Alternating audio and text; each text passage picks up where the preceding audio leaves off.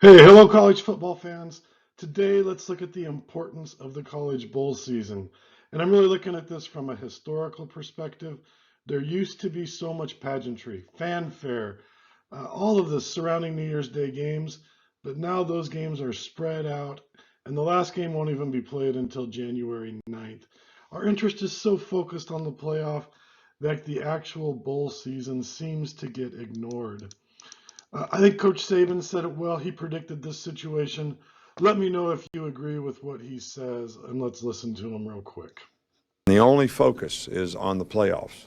But when we all started this, however many years ago it was, I said that you're going to diminish the importance of other bowl games in college football, which has happened. That has happened. All anybody talks about is the playoffs. We have a whole bunch of other bowl games that, you know, people don't think are all that important. There you have it, straight from the coach's mouth. Some 5 years ago, the college playoff has diluted the bowl season. In context, his comment was in response to players opting out to protect their NFL draft pick status. But today's players are opting out due to the transfer portal, as well as just looking at next year as an option and basically forgetting about the bowl games that are scheduled for this year. The challenge still exists, and this is what Coach said last week about how he hopes to keep his players interested in playing in this year's bowl games.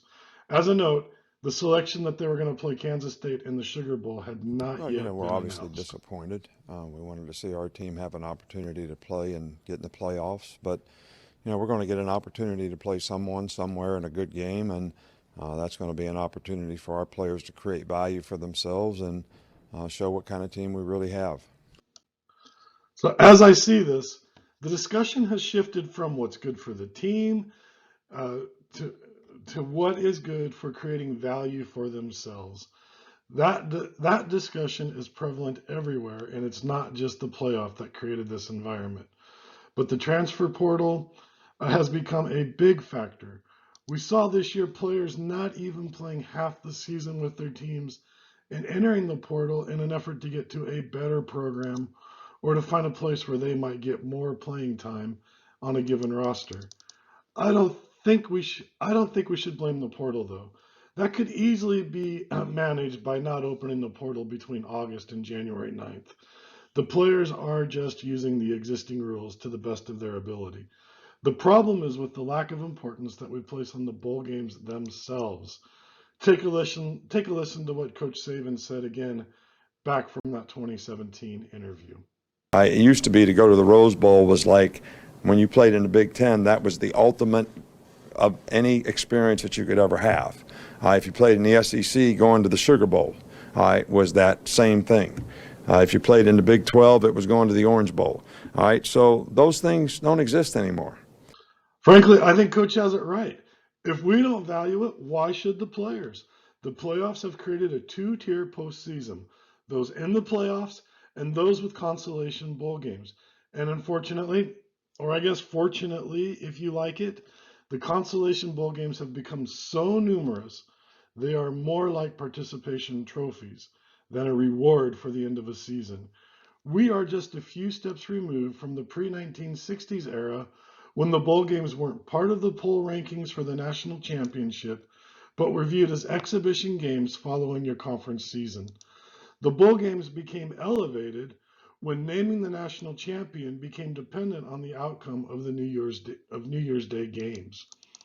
Are you old enough to remember what it was like back in the 80s, for examples? How great New Year's Day was for a college football fan. These are the days when TV was limited. We only had three basic networks, and they would broadcast three games each throughout the day. And generally, the stakes for each game often became higher as the day progressed, such that in that late evening primetime slot, you might see the national championship be won. It really served us well. Bowl games were the ultimate desire of every team. Playing on New Year's Day was the dream. Today, not so much. Today, we have 42 bowl games and 131 FBS teams as compared to 18 bowl games and 101 Division I teams in 1981. So we've seen a 30% increase in the number of teams, but a 133% increase in the number of bowl games and participants. This is dilution of importance in another form. Said in other words, in 1985, you had to be in the top 1/3 of college football to get a bowl bid. Today, 84 teams get a bowl bid, and that's about 64%, or nearly 2/3 of the FBS field earns a bid. Another form of dilution is just the overall quality of teams that are making it in. In 1985, there were 5 teams that made it into the bowl season with only 6 wins.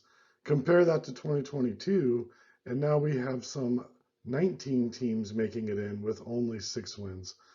Frankly, we've lost pageantry, we've lost interest, and at the moment, we have a flawed playoff where the emphasis is to be one of 4 teams and not much else really matters.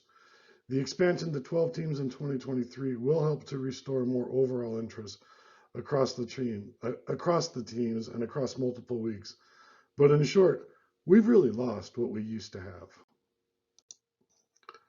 What are your thoughts? Do you miss the old New Year's Day settings? Are the playoff, the portal, the number of bowl games the problem, or just something else? Leave your note in the comments below. I'll definitely respond. Finally, enjoy the bowl season. For all that I've said, I still enjoy many of the matchups, and I hope you do too.